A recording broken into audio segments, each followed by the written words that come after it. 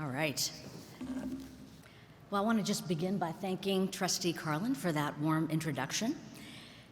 And let's just dive right in. Graduates, trustees, university leaders, faculty, and all of our esteemed and enthusiastic guests, it is my great honor and privilege to be with all of you here today to celebrate this really momentous occasion. All right, so now let's paint a picture for your friends and family here today to give them some insight into how your graduate school journey unfolded. You ready? You arrived on campus, a paragon of unflinching dedication, curiosity, grit, and passion. You knew what you wanted to do, and over the course of your graduate career, you simply did it. It was always fun and fulfilling. You felt confident and clear every step of the way. You were constantly praised, and all of your ideas were supported. In fact, you smiled all day, every day, because you were not only moving forward, but you were doing so surrounded by warm breezes and ocean air. Please raise your hand if this describes your experience. All right, well, let the record show that's really nobody. All right, and I want to really commend you for your honesty. I certainly hope that some days were like this, but in truth, other than the sunshine and warm breezes we get to frequently enjoy in Miami, it's a complete fantasy to paint the journey of graduate education in this way. So how did it actually go? Well, if I reflect on my own graduate school journey, which began 30 years ago, here's how I remember its beginnings. Like you, I was very fortunate to be able to attend graduate school on a campus that was, by all objective standards, charming and welcoming. But during those early days, my mind experienced things quite differently. It was as if I'd touched down all alone on the outskirts of some town at sundown, with only a faint glimmer of the town's light visible to me off in the distance. Soon my mission would become clear to me. There would be 3 important steps. Step 1, make my way to the town. Step 2, learn everything about this town. I needed to learn it so well that I could be a local tour guide familiar with the geography and history of every single neighborhood. And step 3, go beyond the town's edge to map out uncharted terrain. Thankfully, before beginning my journey through the darkness, I had 2 very useful things in my possession: a map to guide me into and around town, and a flashlight. Of course, I'm speaking metaphorically here. You 2 arrived on campus here at the University of Miami with a map of your own. This map consisted of your existing knowledge of the scholarly field you wish to pursue as a graduate student. And like any map, this one proved useful in orienting you to the intellectual terrain of your academic discipline. As you began taking on graduate coursework, you probably started to notice that as your expertise grew, so did your humility. In other words, the more you learned, the more you realized how little you knew and how much more you had to learn. You had to accept that the map you arrived with was very coarse. It lacked detail and depth. But after learning and deepening your knowledge, your comfort, confidence, and sense of expertise increased. You came to realize that not only did you make it to town, check on step 1, but yes, you could in fact be a skilled tour guide, check on step 2. Perhaps you got to experience the joy that comes from being a cartographer for others, guiding them to begin their own journey, building a cognitive map of your field. You might have done this through teaching undergraduate courses or TAing them. And soon, after you were ready to embark on step 3, finding your own launch point out of town and into unknown terrain, also known as your thesis and dissertations. As I recall those days myself, I remember feeling unsteady. Uncertainty and fear were my companions. Maybe this sounds familiar to some of you as well. Uncertainty regarding the writing project, the experiment, the manuscript or grant submission, and how it would turn out. Would it be as you predicted or wanted? Or perhaps you had fear of failure, not just on whether the project would be successful or well received, but doubt in the approach you applied to make it happen in the first place. But here's the thing. You traversed all of that, and your success in doing so is evidenced in the fact that you are sitting here today. And with this success and satisfaction that comes from completing this important journey, it's a good moment to reflect on a question. What allowed you to successfully complete this journey? What tools did you lean on? As a faculty member, here's what I know. Graduate education is one of the riskiest aspects of what we do as academics. We take smart students into our programs who work with us collaboratively to push the envelope of human knowledge. It's thrilling, and it's daunting. In our most important and successful moments, we really help model for you how to walk through the dark moments of uncertainty and fear with resilience and clarity. And all along, our job is to ensure that we're providing more and more granular access to you, deepening that map that you came in with. But the reason you're here today is not because you have a higher resolution map. You are here today because you made excellent use of that other tool you had in your possession when you landed on the outskirts of town at the beginning of your graduate education, the flashlight. The flashlight is my metaphor for attention. I study the brain system of attention in my lab here at the University of Miami. And yes, attention is like a flashlight. Whatever you direct your attention towards receives privileged access to the brain's computational resources.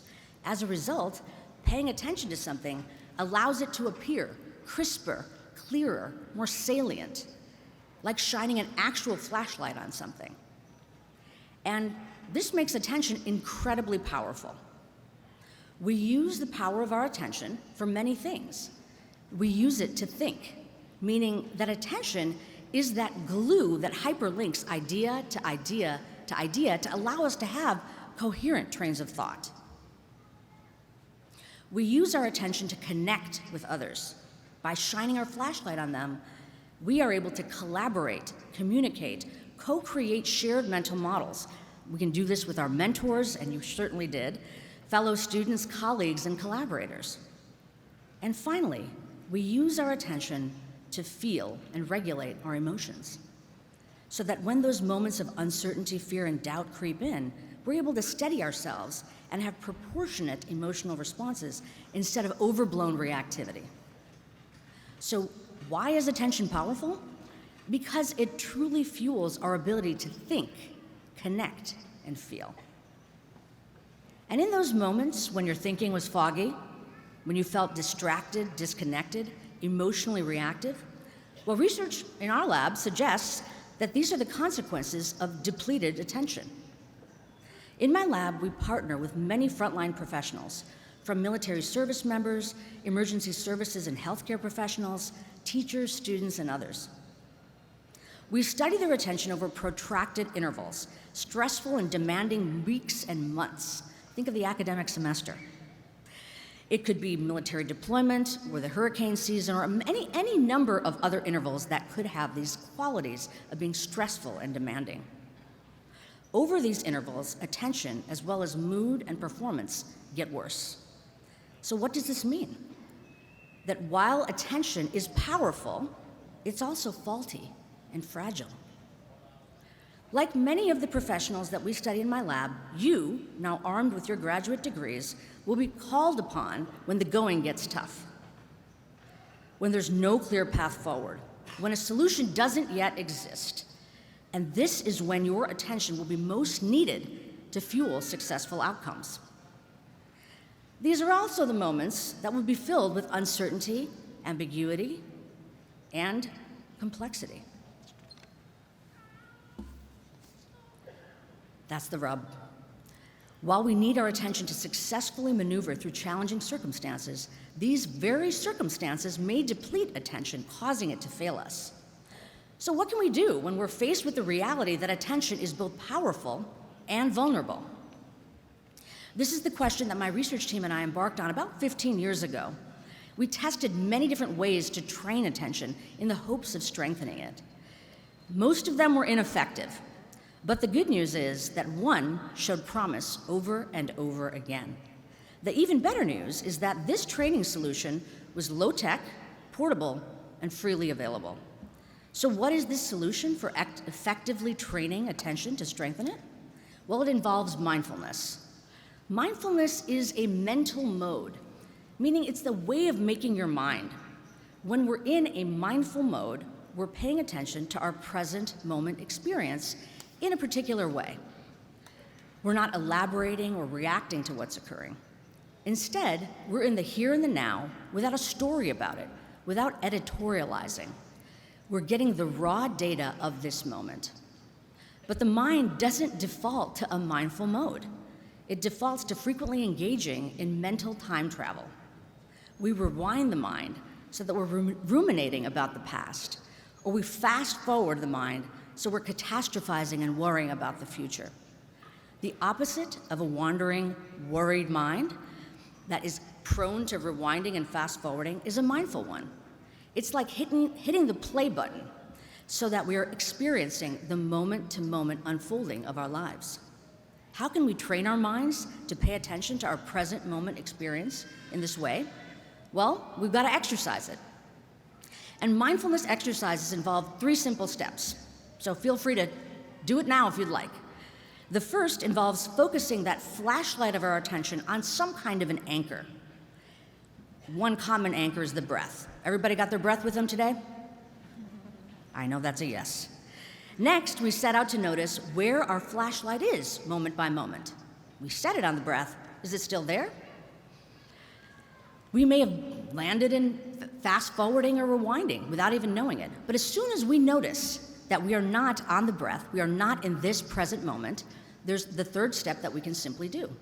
Redirect the flashlight back to that chosen anchor.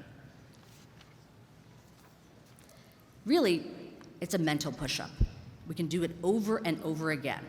Focus, notice, redirect, and repeat.